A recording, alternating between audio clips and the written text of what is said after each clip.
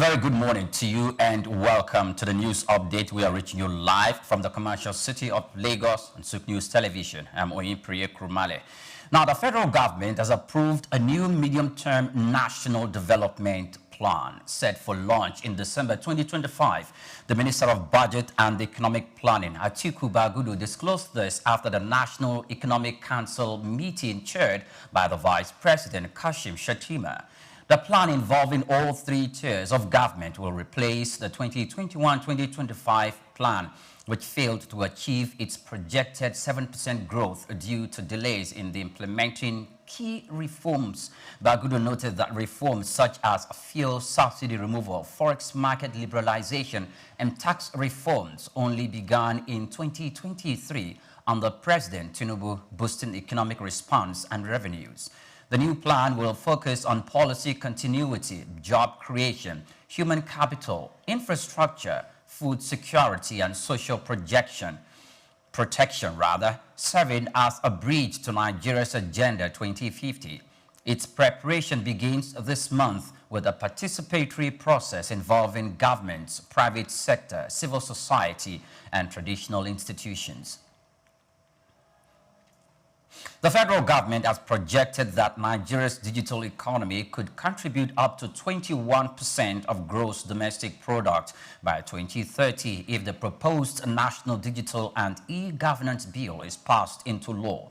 The Minister of Communications, Innovation and Digital Economy, Dr. Bosun Tijani, represented by the ministry's permanent secretary, Mr. Rafiu Adeladan, said this during a stakeholder validation workshop in Abuja. He noted that the sector added 7 trillion naira to real GDP in the first quarter of 2025, representing 14.19% of total GDP and currently contributes between 16 and 18%. Tijani explained that the bill will anchor Nigeria's digital transformation by providing a strong legal and regulatory framework for e-governance, digital trade, and secure transactions with consultations across all 36 states.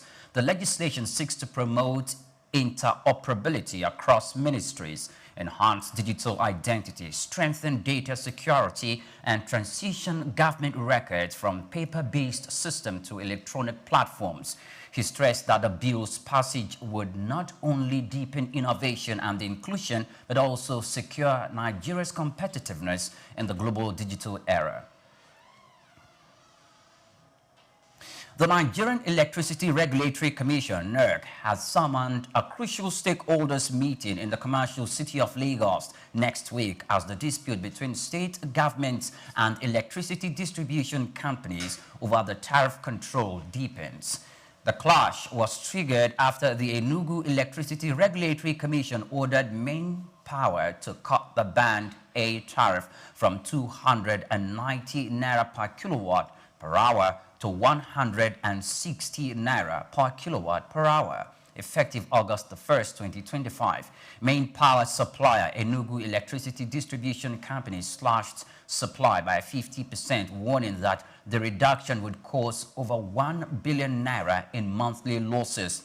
Discos under the association argue that states lack the authority to fix cross-border tariffs tied to the national grid and want that below-cost pricing would collapse the sector, but state commissioners insist that the amended Electricity Act 2023 empowers them to regulate distribution and set tariffs in their domains. The Forum of Commissioners for Power and Energy stressed that the state regulators are not tampering with the generation or transmission costs, only distribution, and therefore have the legal right to adjust pricing. Enugu officials argue that DISCO claimed such a 9 billion naira recovery figure were exaggerated and that states can lawfully intervene where tariffs appear unsustainable, with both sides refusing to shift grounds. NERC's closed-door meeting is expected to chart a way forward to prevent disruptions in electricity supply and protect the stability of Nigeria's power sector.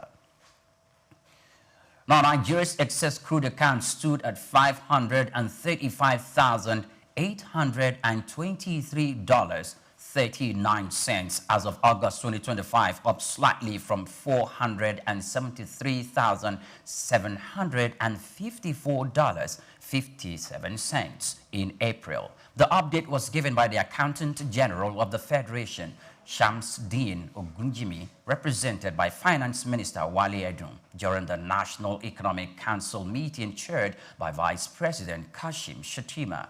Once a savings buffer that held over $20 billion in 2008, the ECA has been depleted by repeated withdrawals to fund budget shortfalls, fuel subsidies, and security spendings. Ogunjimi also revealed that the stabilization account currently holds 78,450,000,000 naira, while the Natural Resources Development Fund contains 106,730,000,000 naira.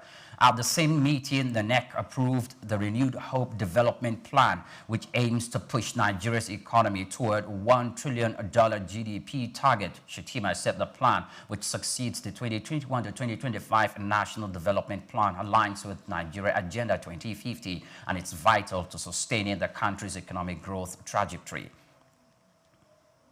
And still on the nation, the federal government flood relief efforts receive a boost on Wednesday as China donated $1 million to support victims in the northern part of the country. The grant, signed in Abuja by the Budget and Economic Planning Minister Abubakar Bagudu and Chinese Ambassador Yu Dunhai, will provide relief materials and recovery in Kebbi, Jigawa, Sokoto, Borno, Taraba, and Adamawa states. Bagudu assured that the funds would be managed transparently with a joint monitoring framework agreed upon with the Chinese embassy. Ambassador Dunhai said the aid reflects China's solidarity with Nigeria, recalling both nations' experiences with severe flooding. He noted that beyond humanitarian support, bilateral ties are deepening, citing China's recent zero-tariff treatment on 400% of tariff lines for African countries, including Nigeria. This, he said, will expand Nigeria's exports, create jobs, and strengthen economic growth. Many thanks for watching. Do well to follow us on our social media platforms at Souqnews TV. I'm Oyin Priya Krumale. Coming up shortly, the Souq Business Landscape. Do stay with us.